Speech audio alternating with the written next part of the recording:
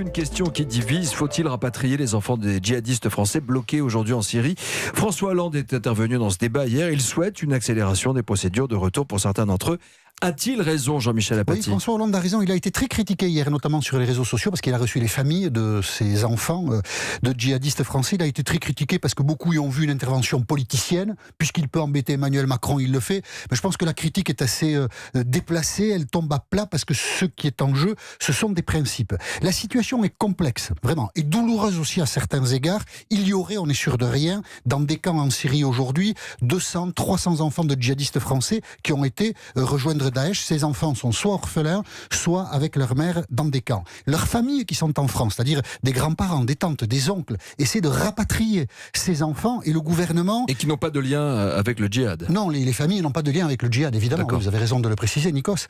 Et le gouvernement gère cette demande avec beaucoup de précautions, au cas par cas, dit le gouvernement, ce qui permet d'éviter de définir des critères généraux, donc on est dans l'arbitraire le plus total. Et pourquoi le gouvernement agit-il ainsi ? Parce qu'il semble que l'opinion publique est très rétive à l'égard de ces djihadistes, enfants de djihadistes, et on peut le comprendre. Les Français qui ont été rejoindre Daesh pour mener la guerre en Syrie sont des gens qui ont trahi la nation, donc on peut comprendre que des gens disent on n'a plus rien à voir avec eux. Mais les enfants, évidemment, c'est une autre question. Ça pose des problèmes de principe, de valeurs. La France a signé, mais elle a signé parce qu'elle a des valeurs. La Convention internationale des droits de l'enfant, c'est en 1989, bien avant que les problèmes que nous connaissons aujourd'hui soient posés. Mais ce sont des conventions qui reconnaissent des droits aux enfants. Il y a par exemple aujourd'hui, dans le nord-est de la Syrie, une petite fille de 4 ans, française. Elle est orpheline, ses parents sont morts. Ses tantes, elle a 3 tantes en France, essaie de la rapatrier. Pour l'instant, ça n'est pas possible. C'est une situation normale. Cet enfant de 4 ans n'est pas responsable des choix qu'ont fait leurs parents. Un autre cas plus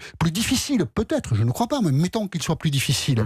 Un garçon, une fille, frère et sœur, 4 ans, 2 ans, avec leur mère dans un camp en Syrie. Alors leur mère, c'est là que la situation est compliquée, est sous l'objet d'un mandat de la justice antiterroriste française, parce qu'elle a été faire la guerre en Syrie, ou du moins elle a accompagné à l'époque son mari qui lui est mort. Donc la famille, les grands-parents en l'occurrence des enfants, veulent rapatrier tout le monde. Et on voit que le gouvernement français hésite, ne le souhaite pas en fait. Mais ça n'est pas normal, il faut rapatrier les enfants bien sûr, parce qu'ils ne sont responsables de rien. Et la mère, il faut l'emprisonner, il faut la juger, la condamner si elle doit être condamnée. Donc c'est à la fois un problème moral et politique. Oui, alors c'est un problème politique parce qu'évidemment, le retour des djihadistes, on en a tous peur, bien sûr. Donc quand l'Irak ou la Syrie juge, c'est très bien. Mais quand il faut, ce sont des Français, s'il faut les rapatrier, il faut les rapatrier. Et les enfants, en tout cas, qui ne sont coupables de rien, bien sûr qu'il faut être humain avec eux. C'est en ce sens que l'intervention de François Hollande hier soir était utile. Elle nous rappelle que s'il faut lutter sans aucune compromission ni naïveté contre le djihadisme et ceux qui mènent le djihad,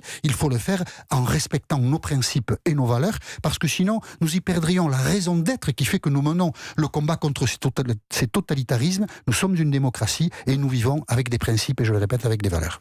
Merci Jean-Michel Apathy.